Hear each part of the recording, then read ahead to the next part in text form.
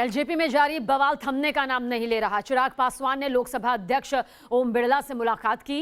पशुपति पारस को संसदीय दल के नेता पद से हटाने की मांग की। आज एलजेपी के नेशनल वर्किंग कमेटी की बैठक होने वाली है, जिसमें जोरदार हंगामे के आसार जताए जा रहे हैं।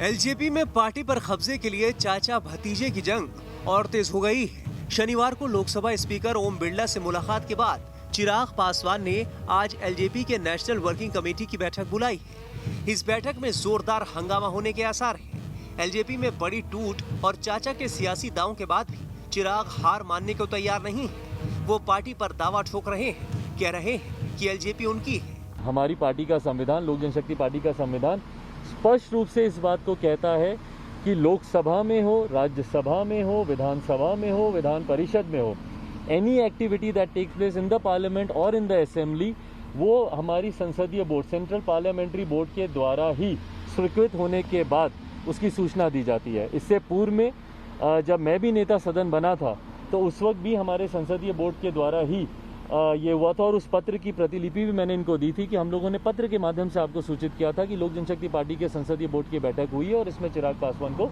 नेता हम लोगों ने चुना है। इधर उनके बागी चाचा पशुपति कुमार पारस ने नई राष्ट्रीय कार्यकारिणी का ऐलान कर दिया है। राष्ट्रीय अध्यक्ष के तौर पर पारस ने सांसद प्रिंस राज को राष्ट्रीय महासचिव और चौधरी महबूब अली कैसर को राष्ट्रीय उपाध्यक्ष बनाया है। सांसद वीणा देवी और सुनीता शर्मा को भी राष्ट्रीय उपाध्यक्ष बनाया है। नियमतः देखिए, जब मैं राष्ट्रीय अध्यक्ष निर्वाचित हो गया हूँ, वो निर्विरोध हुआ हूँ, किसी का विरोध नहीं हुआ। इसका मतलब कि दल में कोई विरोध नहीं है।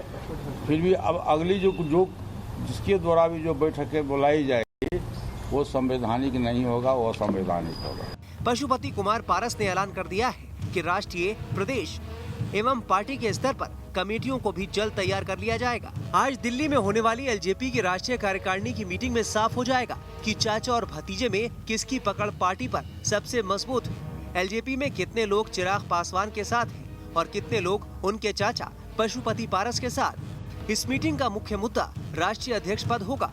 राष्ट्रीय अध्यक्ष की कुर्सी पर चिराग दावा ठोक सकते हैं। राष्ट्रीय कार्यकारिणी के सदस्यों के वोट काफी अहम है। एलजेपी के दोनों गुट दावा कर रहे हैं कि राष्ट्रीय कार्यकारिणी के ज्यादातर सदस्य उनके पाले में हैं। बताया जा रहा है कि इस बैठक के बाद चिराग पासवान चुनाव आयोग के सामने भी पार्टी पर अपना दावा पेश कर सकते हैं। राष्ट्रीय कार्यकारिणी की मीटिंग और चुनाव आयोग से मिलने के बाद चिराग पासवान बिहार के दौरे पर निकल सकते हैं। उनकी मंशा लोगों के बीच जाकर चाचा के धोखे की पोल खोलने और सहानुभूति लहर पर सवार होने की है। 13 जून को एलजेपी में कलह का बिगुल बजा था, लेकिन पार्टी में शुरू हुई महाभारत में सुलह समझौते के आसार नजर नहीं आ रहे हैं और चाचा भतीजे के दोनों गुट एक दूसरे को शह और मात देने के खेल में जुटे हैं। Team news nation.